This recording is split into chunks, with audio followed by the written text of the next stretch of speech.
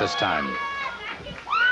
Jim Garvin in the ring waiting now for Buzz Sawyer. Who does Garvin think he is? He thinks he's another Tommy Rich. I'm going to beat him just like I did Tommy Rich. Oh. Well, we'll find out. Sawyer was out here making comments. Challenge has been issued, and so we're going to be seeing, and this would, you know, fill a stadium anywhere.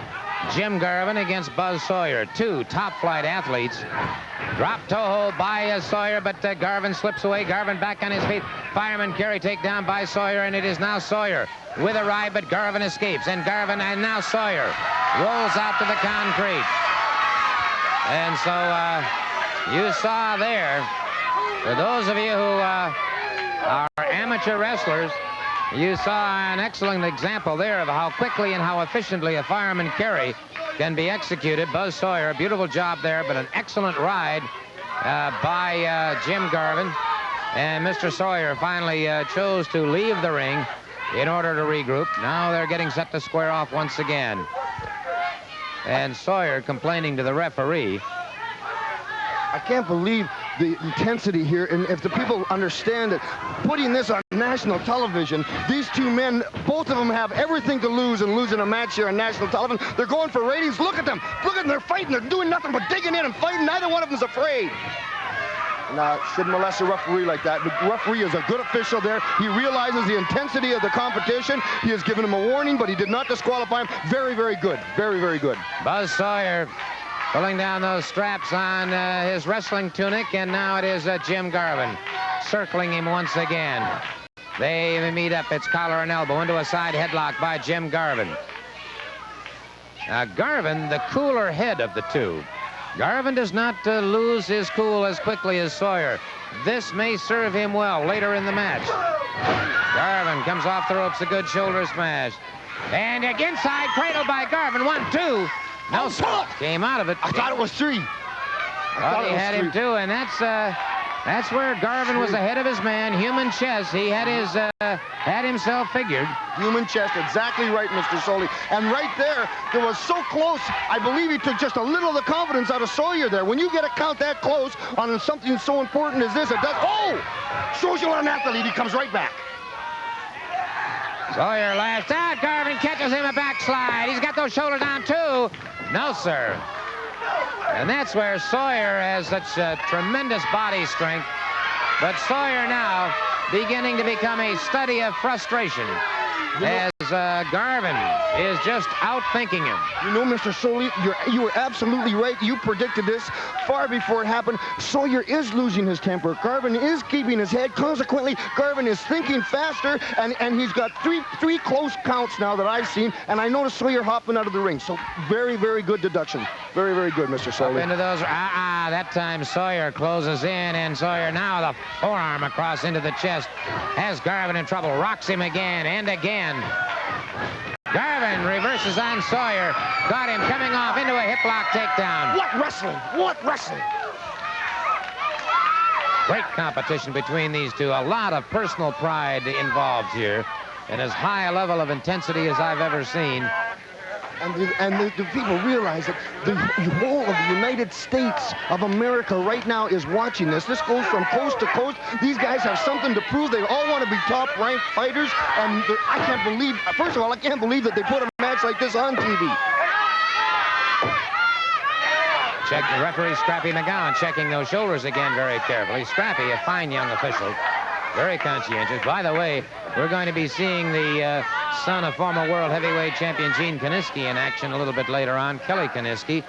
And there's a great athlete and a young man who's got a tremendous future. He just came back from an extensive tour of Japan, and he was telling me, of course, that there is a tremendous amount of talk throughout the entire country of Japan about the World Tag Team Tournament. And, of course, they have sent the Giant Baba, Jumbo Tsuruta, and others here to the United States after having won preliminaries in Osaka, Japan, which I found very interesting. So they're the ones who won the preliminaries. That's right, in Osaka. I didn't know that. That's very good.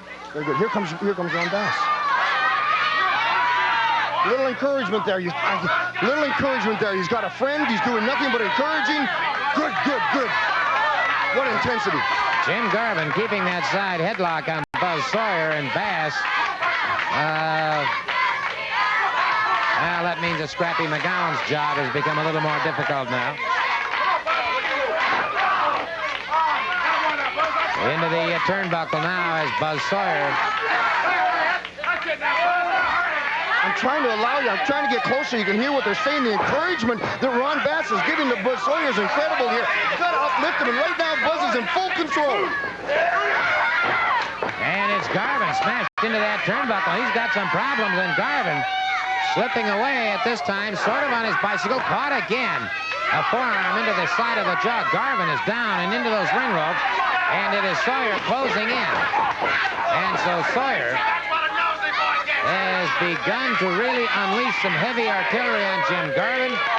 And Garvin now, much the worse for wear, taking a lot more punishment. A full body slam by Buzz Sawyer. Sawyer eyes his man. You can see the gleam of victory in his eye as he crashes down into the forehead with his knee. Bass continues to shout encouragement, and Sawyer, as Rod Piper just said, is dominating the picture. Absolutely. Sawyer right now is taking, I think, a little too much time. He should be trying. Whoa! What a counter! What a counter! Look at it! He got a 3 count! Had the 3. Jim Garvin had the 3, but now he's been Pearl Harbored from behind by Ron Bass. And Buzz Sawyer caught by Garvin for the count. But they have now, the two of them, punishing Jim Garvin. And it is Ron Bass came down. And now Garvin facing tremendous punishment from both Ron Bass and Buzz Sawyer as they have double teamed, and we're going to have to try and get some sort of order restored here. Here comes the Tom Pritchard, Brad Armstrong. I would go to help, but my rib is a little sore, Mr. Solie. And Garvin, when he came down off that top rope, opened up a severe laceration on Jim Garvin. He may have a broken nose. You know, it's getting to where this stuff's completely uncalled for.